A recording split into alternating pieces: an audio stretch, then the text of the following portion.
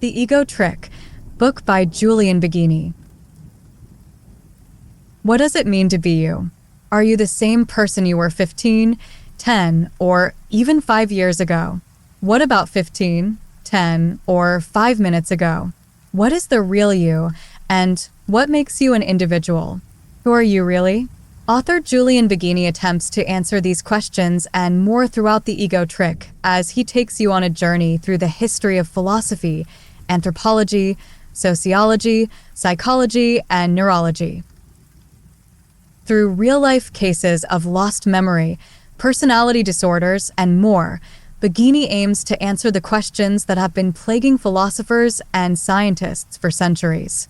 Of course, there is always more to learn, and no one person can answer them all. As you read, you'll learn whether or not free will exists, how a person might have 11 personalities, and why the existence of a soul is a common belief. Introduction. You've undoubtedly heard the term, "I've changed," before, right? It's usually a figure of speech that people use, and perhaps you've experienced a change in yourself before. Certainly, you aren't the same person you were at just 7 years old. For instance, take a look at the 7-year-old boy whose ball was taken from his hands by an older schoolmate. Enraged by this, the boy grabbed a block of wood and hurled it at his rival, hitting him in the back of his head. For those few seconds, the boy was not himself, and it was the only act of violence in his life. That same man at 40 years old doesn't recognize himself as that child, and he asks himself, "Was that boy me?" Similarly, people who suffer from dementia at an older age might not recognize that the person talking to them is the love of their life.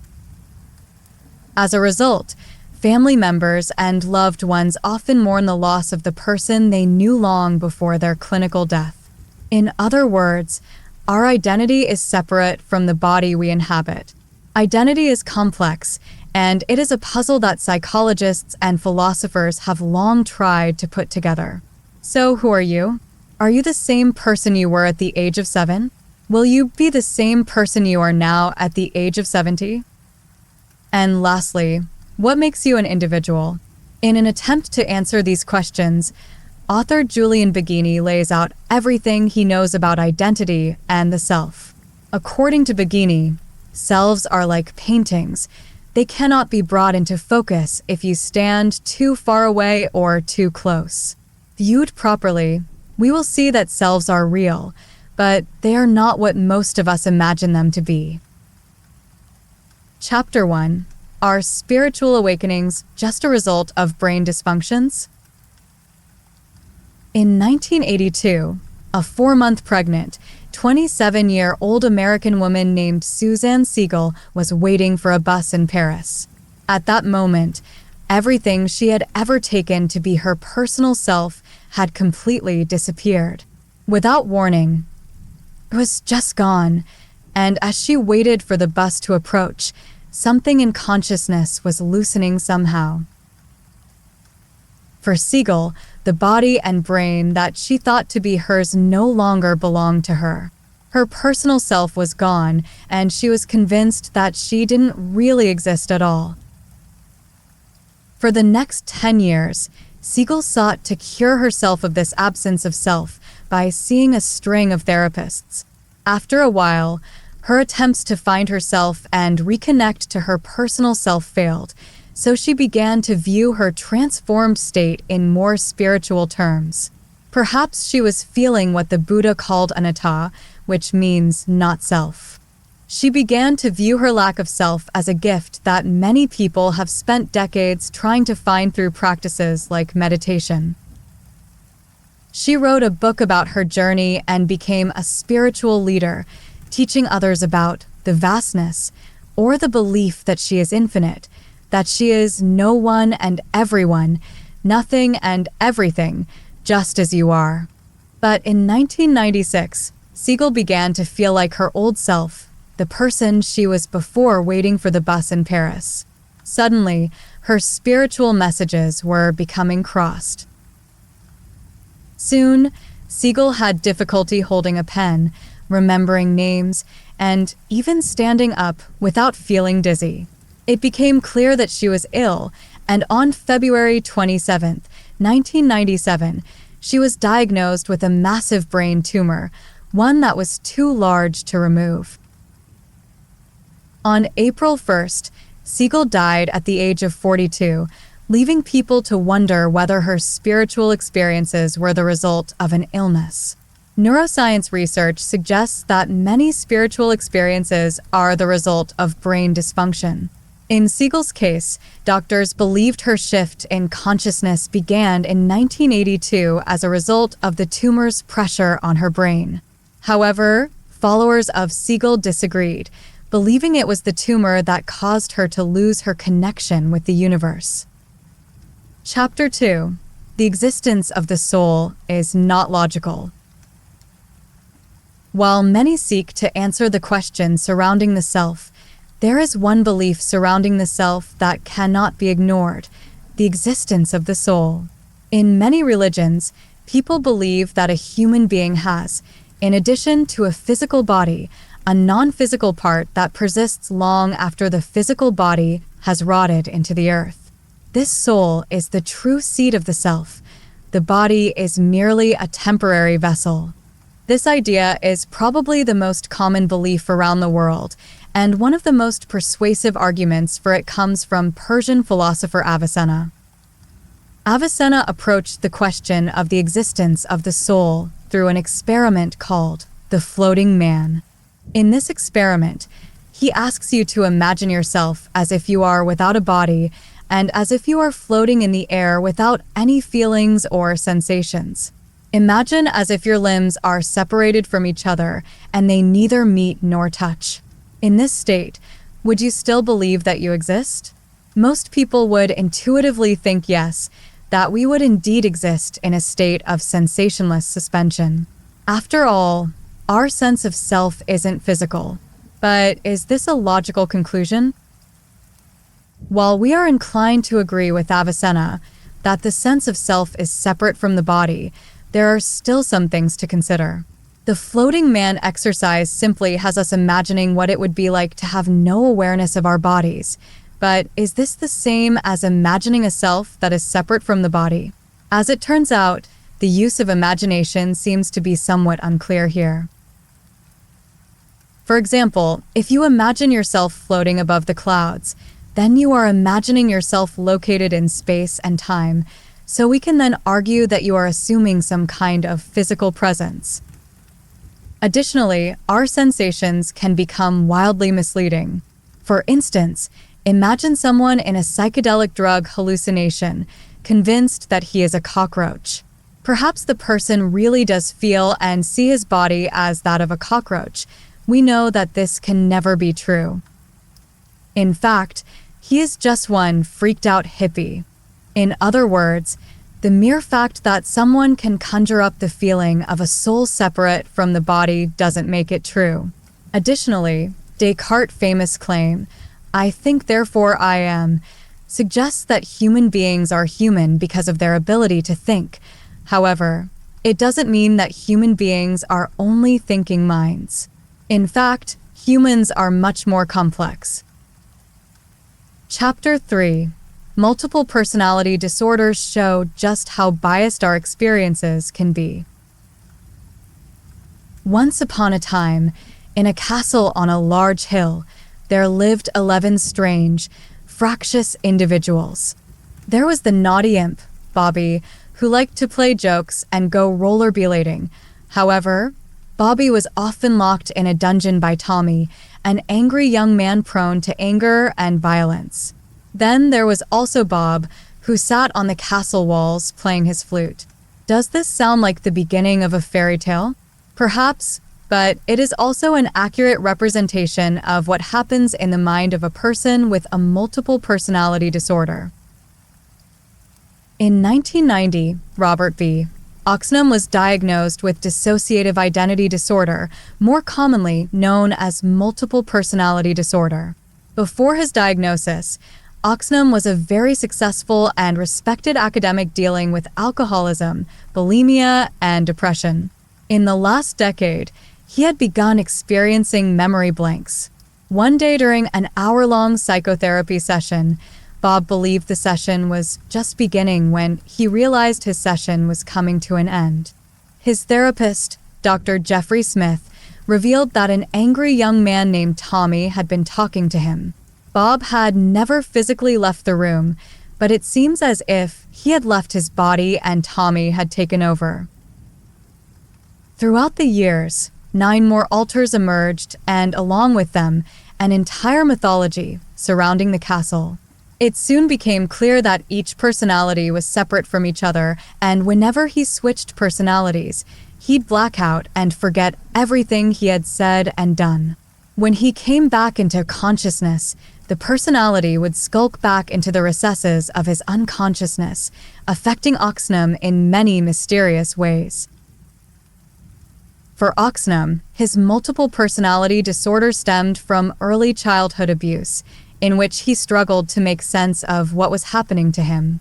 Of course, Oxnam is not alone in this experience.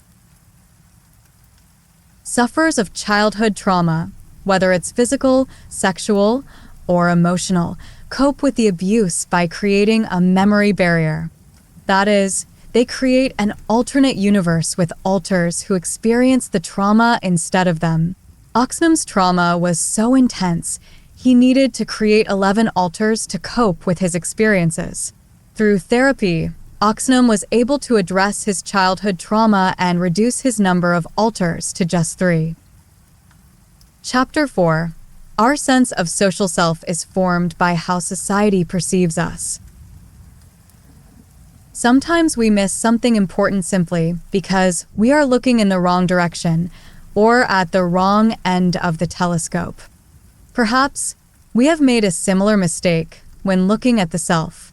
You see, when we think of the self, we think of something inside us. But what if the key to identity was not found in our minds, but in the social world?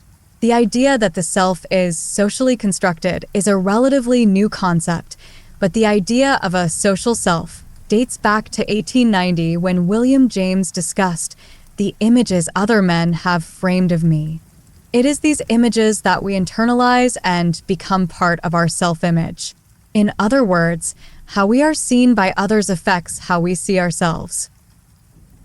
This is why transgender people must be perceived in the way they perceive themselves. In fact, if people are treated differently depending on how they appear, that can change how they perceive themselves. For instance, Drew Marlin transitioned from male to female at the age of 43, and like many other trans women, she experienced something incredibly common. She found that as a woman, she was often disregarded or completely ignored, causing her to lose confidence. There is another argument for the social construction of the self, based on the claim that notions of the self vary enormously from culture to culture. For example, the philosopher Ram Hare has argued that the different use of pronouns in different cultures reflects the various conceptions of the self. So, while the West centers its sense of self on the individual, other cultures do not. The Inuit people, for example, don't have the equivalents of I, you, she or he, we, and they. In other words, they have a less individualistic sense of the self. This can also be seen in the way their emotions appear to be much more socially dependent. Once they become part of a community, they quickly take on the emotional state of the community. Similarly, decisions are made as a unit, not as an individual. Chapter 5. The ego is a trick of the mind. It was the 18th century philosopher David Hume who suggested that the mind is only a bundle of thoughts, passions, and emotions. In other words, our minds are an unstable entity separate from our bodies. Does this mean that our identity is simply an illusion? Well, according to Hume, it is. He argued that the ego was simply a trick of the mind, and to prove his theory, he practiced introspection. To practice introspection, Hume would sit and search for evidence that a self existed independently of his emotions. However, whenever he tried to enter his true self, he always found that his sense of self emerged with a sense of heat or cold, light or shade, love or hatred, pain or pleasure, color or sound. He simply couldn't experience himself in any way other than when experiencing an emotion or sensation. As a result, Hume concluded that the self does not exist and is just an illusion. This is the heart of the ego trick. The trick is to create something that has a sense of unity and singleness from what is a messy, fragmented sequence of experiences and memories. The idea of the self as an illusion is relatively new to Western philosophy, but the practice of Buddhism has long taught the self as an illusion. As you may remember, the first chapter introduced you to the concept of anatta, or no self. However, many translators now prefer not self, since no self can easily be implied to mean that there is no self at all. On the other hand, the not-self interpretation implies that the notion of self can, and should, be negated. Buddhist thought took inspiration from the idea of the Brahmanic tradition. That tradition thought of Brahman as the impersonal idea of the deity containing the true self. The non-self then is the body, the mind, and the temporary thoughts and experiences that individuals use to construct their identity. There are many interpretations of the not-self concept in Buddhism. For instance, some believe that Buddha rejected the entire model altogether and declared that there was no Brahman at all. Instead, there is only an open field of impermanent and contingent and very often tragic suffering and painful events. In other words, pain and suffering are all that exist, and the self is formed through your actions, and that is only possible because there is no fixed self. This simply means that the self is not something that we are born with or given. Instead, the self is something that we create through the actions we take and the choices we make. Chapter 6. The existence of free will is questionable. The idea of free will suggests that we have control over every decision we make, from what we eat for breakfast in the morning to what career we choose for the rest of our lives. But what if we didn't have control over these decisions at all? For some, the idea of no free will might be both terrifying yet freeing. However, if we can't make choices, then life wouldn't seem worth living, right? Well, as it turns out, whether or not you believe in the idea of human free will depends on how you view the existence of the soul. If you accept anything like a bundle theory, in which who you are and what you do is simply the result of your brain and body function, and your brain and body are part of the physical world, subject to physical laws, then all of your thoughts and actions would simply be products of natural forces. In other words, you would deny the existence of free will. Many people find this idea outrageous. For instance, if you are in a cafe and order an espresso, you feel that you could have just as easily ordered a cappuccino instead. But is this true? Not according to the theory of determinism.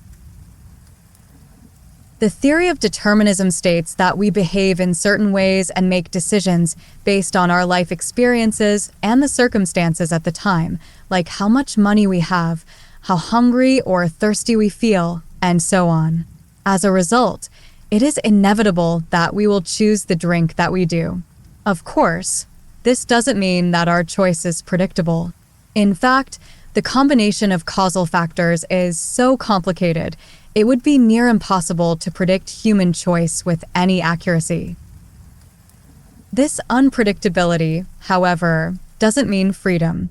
After all, chaos theory explains why many complex systems, like the weather, are unpredictable, but that doesn't mean clouds have free will. Chapter 7. Technological and cultural changes are rapidly changing our sense of self. It is often said that the primary purpose of fiction set in the future is not to speculate about what possibly will be, but to shine a light on our human nature in the present. If this were the case, many writers then have imagined worlds in which human nature is no longer one thing. Instead, we see societies in which human beings experience a virtual reality, while their real bodies are kept alive in pods in a completely different location, as we have seen in The Matrix. Dystopias like these, however, are easily imagined because we realize that human nature doesn't need to be set in stone, and that technology might change us more in a generation or two than evolution has done over millions of years. As a result, what we understand about the self will become entirely reconstructed. Today, the sense of self is entirely different to what it once was. For instance, children now grow up without the uniformity and consistency of experience which used to form them into conventional, strongly singular personalities. In the last 20 years, everything has exploded. Now, you get people who may live in the same community with a stable family and yet still be subject to 1,000 different cultures every time they walk out the door. And as they interact with these cultures and internalize new information, their personalities take on new facets. Of course, there's more as well. According to neuroscientist Susan Greenfield, the very nature of human identity can change because of the impact media can have on young, developing minds. Furthermore, humans perceive themselves as individuals, as someone, but also as nobody. The sense of nobody comes when we let ourselves go completely. Perhaps this happens when we go out dancing and lose ourselves to the music, or when we binge the latest television series. Being nobody can be both wonderful and dreadful. Greenfield's worry, however, is that screen culture will allow us to be nobody, and as a result, we will lose our sense of identity, both in ourselves and among our peers. Chapter 8, Final Summary. The sense of self is a complex thing. Even though we think we know who we are, what we stand for, and what decisions we will make, there is much research to prove that the sense of self is simply an illusion. The ego is a trick of the mind that connects our constant flow of thoughts, emotions, and experiences into a streamless experience that we perceive to be united. As a result, our actions are simply a reaction to our environment, meaning the concept of free will might not exist. So even if you feel as if you are in full control of your thoughts and actions, research suggests that you might not be as in control as you think. So, who do you think you are?